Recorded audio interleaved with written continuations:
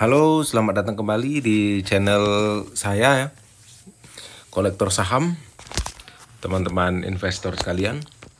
Kali ini sesuai judul kita akan membahas 10 saham watchlist saya yang masuk ke dalam kategori swing, pendek, dan menengah. Jadi beberapa saham yang sudah saya tandai beberapa waktu lalu, sebulan atau 2 bulan lalu,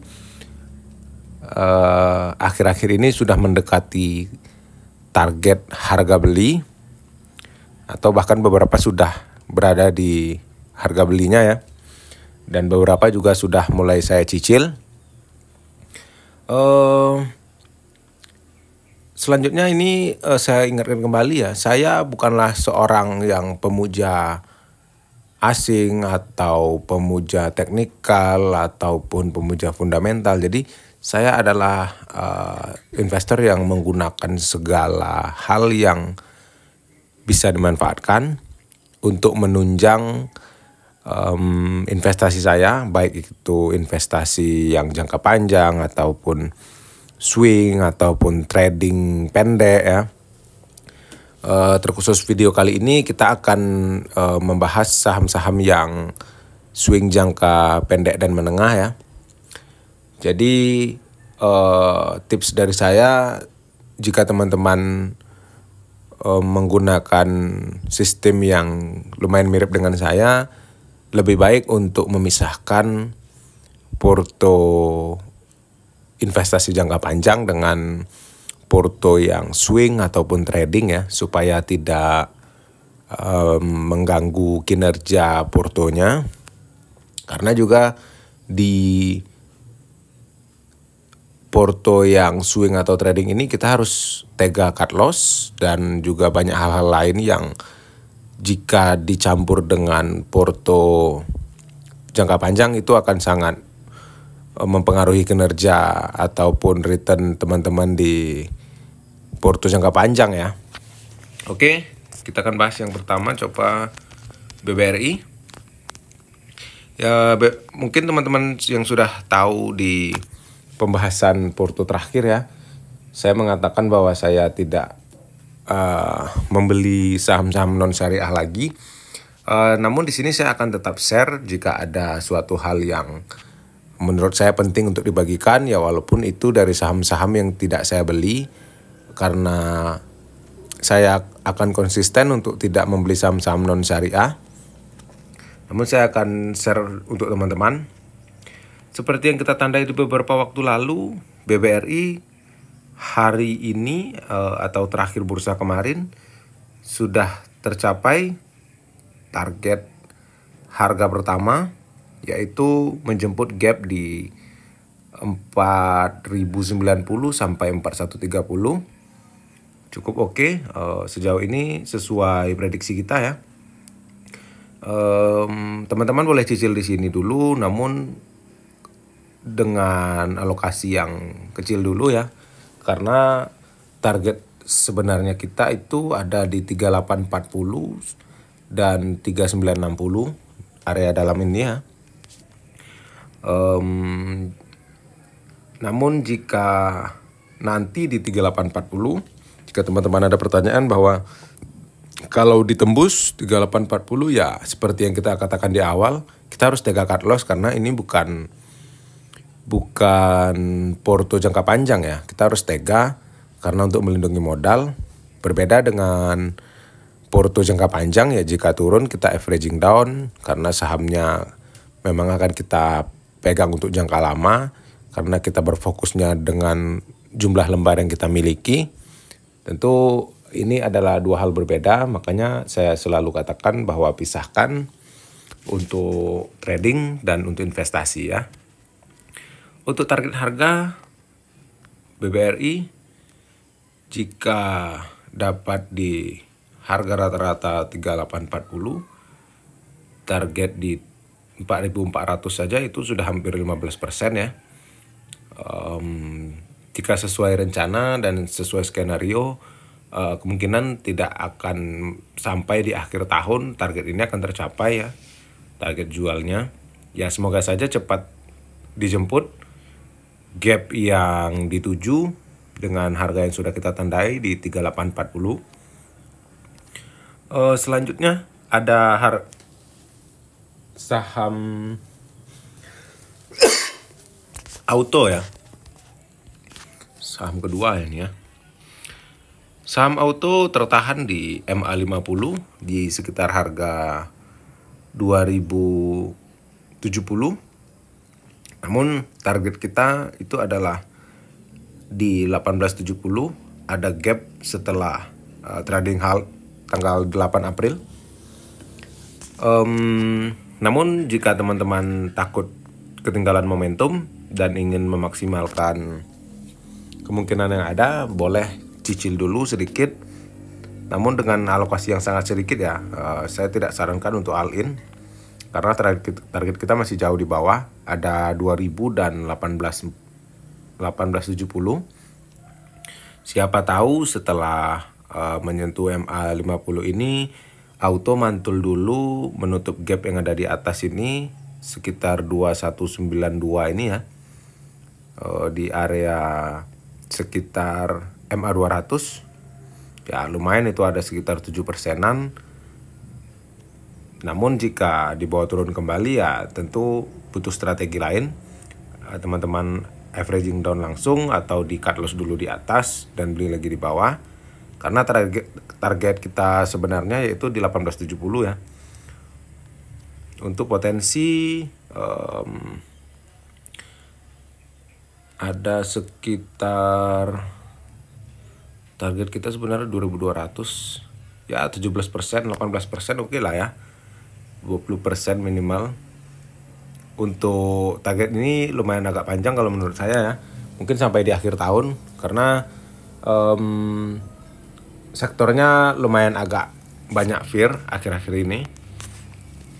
Lanjut kita akan bahas induknya ASII. ASII masuk ke dalam target harga cicil, yaitu di sekitar 4.500, di mana harga saat ini sudah di 4610. Tentu menarik karena ASII menurut saya masih akan sideways lumayan lebar nih ya, di area atas 4.400 sampai 4.900. Cukup oke karena ini biasanya berlangsung tidak terlalu panjang. Katakanlah di 4.410 kita dapat harga, lalu kita target jual 4.900 ya, di atas 10% masih oke lah ya. Sebulan 2 bulan kemana lagi dicari ya. Lanjut saham keempat ada TPMA. TPMA lumayan lama ya kita tandainnya ya, sebelum dividen bahkan. Di bursa terakhir, pedagang terakhir, sesuai prediksi harga mendekati gap yang sudah kita tandai di area 575-580. Saya sudah sempat cicil kemarin untuk jaga-jaga kalau harga tidak dibulatkan ke 575 ya. Jadi saya sudah cicil di 580 kemarin di penutupan akhir. Untuk target TPMA untuk menutup gap setelah dividen kemarin saja kita sudah akan mendapatkan lebih dari 20%. Sangat menarik, sangat worth it ya. Dengan risiko yang menurut saya hanya 6%, 5-6% ya. Intinya disiplin teman-teman. Lanjut ke saham Selamat Sempurna. Selamat Sempurna kemarin setelah ada bagi dividen lagi ya kemarin ya, itu lumayan turun lagi dan mendekati area MA50, di mana biasanya ini akan memulai uptrend lagi karena di beberapa waktu terakhir sudah sideways lumayan panjang. Sudah saatnya SMSM ini kembali uptrend konfirmasinya nanti ketika MA50 berhasil menyalip MA200 ya. Dengan catatan harga tidak jatuh terlalu jauh dari posisi saat ini. Jadi saya mentargetkan atau membatasi SM ini tidak tembus 1800. Jadi menurut saya area beli yang ideal saat ini tentunya dengan money management yang pas ya. Sekitar harga saat ini sampai ke 1800 ya, area inilah ya. Dengan target harga yaitu katakanlah kita punya harga nanti di 1820.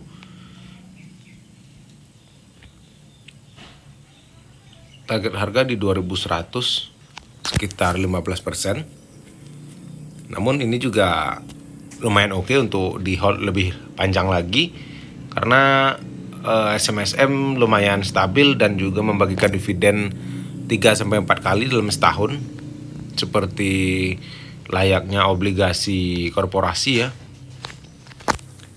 Lanjut ada Ultra Jaya. Saya lumayan sering pantengin Ultra Jaya akhir-akhir ini. Yang menarik dari Ultra Jaya adalah periode buyback saham ini berakhir tanggal 23 Juni nanti, di mana saat ini adalah harga terendah sejak periode buyback dalam sebulan terakhir. Dan juga harga ini bertepatan dengan harga 5 tahun terakhir, bahkan lebih rendah dari 5 tahun terakhir. Ini sangat menarik karena biasanya memang saham ini cenderung lumayan dihargai tinggi ya. PBV bisa di atas 2 biasanya. Namun kali ini sudah 1,7 atau 1,6 gitu ya. Dan juga saya melihat sedikit bantuan dari fundamental bahwa buyback di Ultra Jaya ini sebesar 2 triliun. Sementara 15% saham yang beredar di masyarakat itu nilainya justru tidak lebih dari tidak sampai kepada 2 triliun. Jadi otomatis secara logika Ultra Jaya saat ini memiliki cash yang tidak terpakai melebihi saham yang beredar di masyarakat. Dengan kata lain, saham ini sangat oke keuangannya, bahkan jika mereka memutuskan untuk delisting, ini sangat memungkinkan ya, karena mereka memiliki modal untuk membeli kembali seluruh saham yang beredar dengan cash yang tidak terpakai. Itu sudah di luar dari ekspansi dan di luar dari operasional ya, 2T tersebut, karena sudah berani dialokasikan untuk buyback. Jadi menurut saya itu sangat menarik dan sangat pantas dipegang untuk jangka menengah Ultra Jaya ya. Untuk target harga ya ini tidak saya targetkan khusus karena saya ingin ini lumayan lama megangnya ya. Saya ingin tembus di atas 2000 ya, lumayan lebar lah, 70% ada itu kan ya.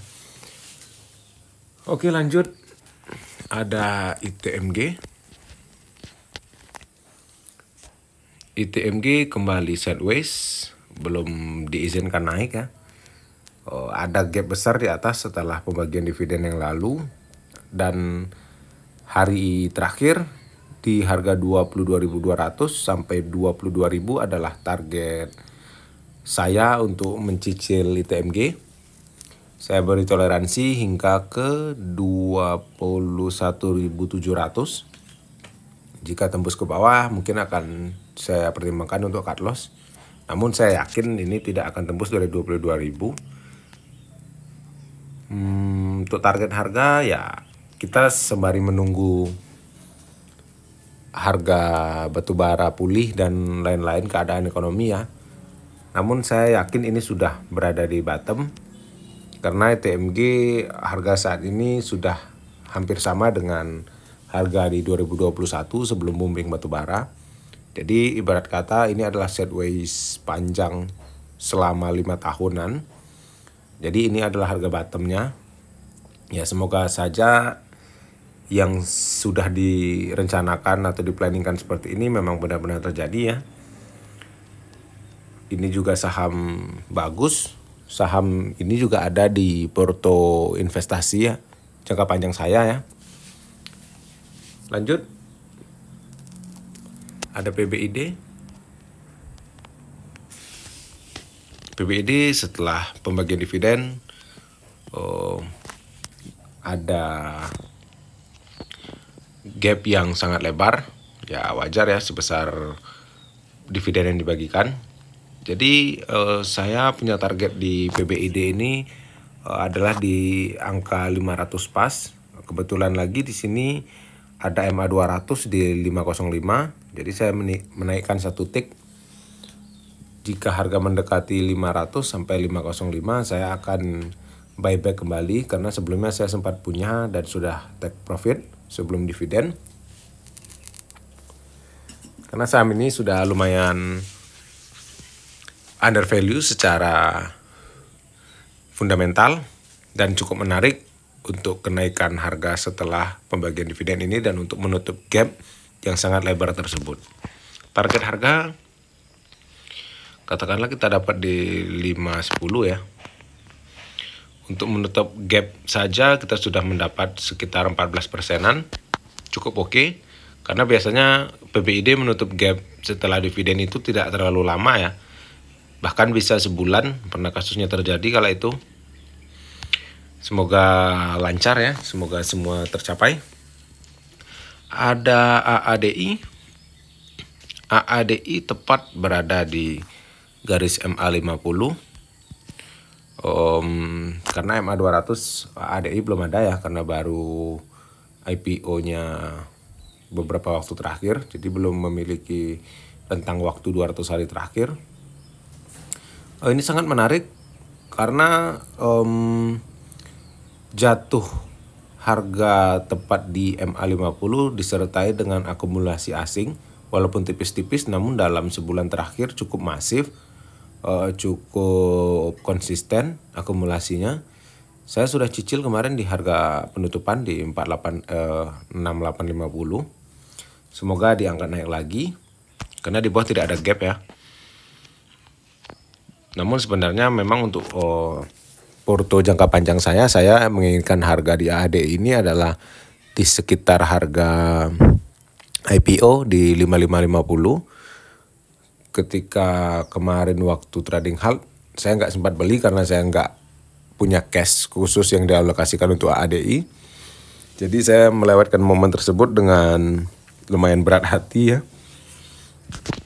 Oke, untuk target AADI ya tidak ada target ya. Saya percaya AADI ini dalam 3 atau 2 tahun ke depan itu akan melewati 10 sampai 11 ribu. Bergantung juga dengan kinerjanya ya. Dan